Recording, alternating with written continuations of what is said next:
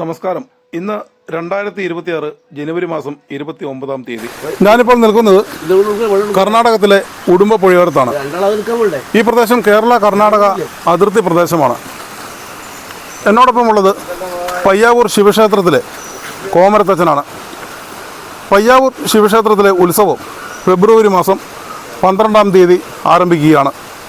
അതിൻ്റെ പ്രാരംഭ ചടങ്ങ് ഊട്ടറിയിച്ച് പയ്യാവൂർ ശിവക്ഷേത്രത്തിൽ നിന്ന് കുടകിലെ 3 തറവാട്ടുകാർ ചേർന്നാണ് നമ്മൾ മലയാളികളോടൊപ്പം പയ്യാവൂർ ശിവക്ഷേത്രത്തിലെ ഊട്ടുത്സവം നടത്തുന്നത്. ഇതിൻ്റെ ഭാഗമായി ഊട്ടറിയിച്ചുകൊണ്ട് കോമരത്തച്ഛൻ രാവിലെ അമ്പലത്തിൽ നിന്ന് നടന്നുറന്നതിന് ശേഷം പൂജാകർമ്മങ്ങളെല്ലാം പൂർത്തിയാക്കി അദ്ദേഹത്തിൻ്റെ കുടയും വാളും എല്ലാം കയ്യിലേന്തിക്കൊണ്ട് വളരെ ദുർഘടം പിടിച്ച കാട്ടുപാതയിലൂടെ ഇപ്പോൾ കുടകിലേക്ക് വനത്തിലൂടെ സഞ്ചരിച്ചുകൊണ്ടിരിക്കുകയാണ്. ആ യാത്രയുടെ ഭാഗങ്ങളാണ് ഇപ്പോൾ നിങ്ങളെ കാണിക്കുവാൻ വേണ്ടി പോകുന്നത്.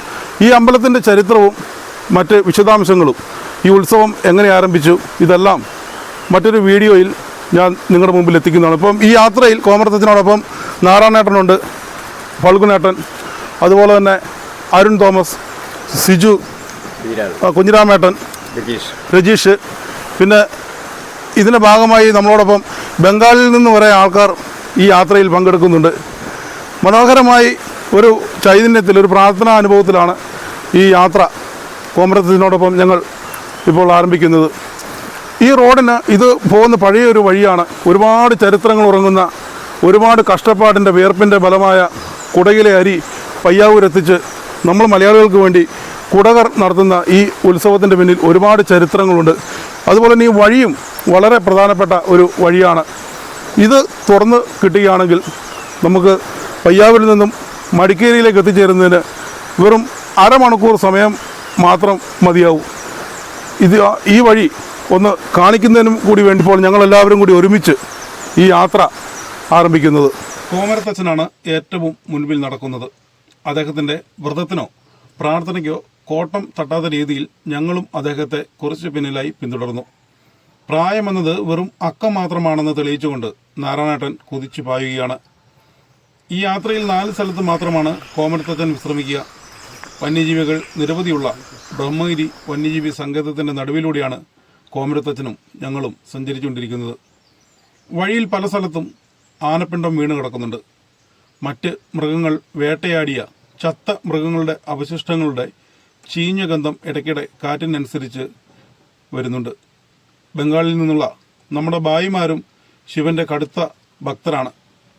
വെള്ളവും ഭക്ഷണപദാർത്ഥങ്ങളും ചുമന്നും ഞങ്ങളെ മറ്റ് ചില്ലറ സഹായങ്ങളൊക്കെ ചെയ്യുന്നതിനൊക്കെ വേണ്ടിയാണ് അവരെ ഞാനൊപ്പം കൂട്ടിയത്. 26 കിലോമീറ്റർ വനത്തിനുള്ളിലൂടെ നടക്കണമെന്നാണ് കോമരത്തച്ഛൻ പറഞ്ഞത്. കാട്ടിനുള്ളിൽ സ്ഥലത്തിന് പ്രത്യേക പേരുകളില്ലാത്തതുകൊണ്ട് എവിടെ എത്തിയെന്ന് മനസ്സിലാക്കുവാൻ സാധിക്കുന്നില്ല.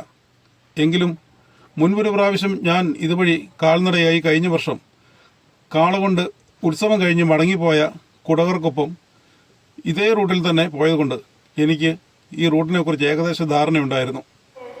ആയിരക്കണക്കിന് വർഷം മുൻപേ ഈ ഉത്സവവും ഈ ആചാരവും നടന്നിരുന്നു എന്നതിന് ഈ പയ്യാവൂർ അമ്പലത്തിലെ പഴയ അമ്പലവും മൂന്നാമൻ കൊട്ടാരവും അമ്പലക്കുളവും തന്നെ ഏറ്റവും വലിയ തെളിവുകളാണ്. കുടകിലുള്ള ഈ ഉത്സവത്തിനെത്തുന്ന തറവാട്ടുകാരുടെ വീടുകളിലും നിരവധി കുടുംബക്ഷേത്രങ്ങളുണ്ട്. പഴശ്ശി ദേവിയുടെ പേരിലുള്ള ഒരു കുടുംബക്ഷേത്രം ആദ്യ ദിവസം ഞാനവിടെ പോയപ്പോൾ എനിക്ക് കാണുവാൻ സാധിച്ചു. കുടകിലെ ബഹൂരിയൻ തറവാട്ടിലാണ് ഞാൻ പഴശ്ശി ദേവിയുടെ പേരിലുള്ള ഒരു കുടുംബക്ഷേത്രം കണ്ടത്.